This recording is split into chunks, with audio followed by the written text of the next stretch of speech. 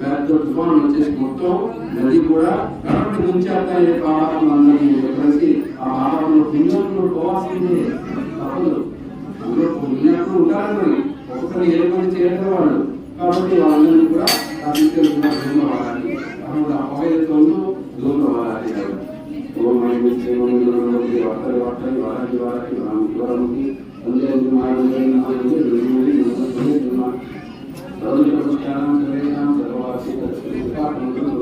శీఘ్రం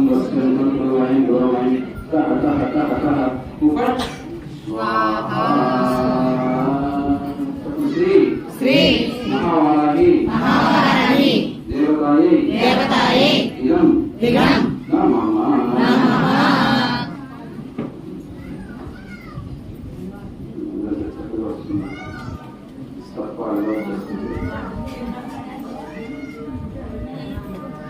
వెంకటేశాయ. సమయాసమైంది.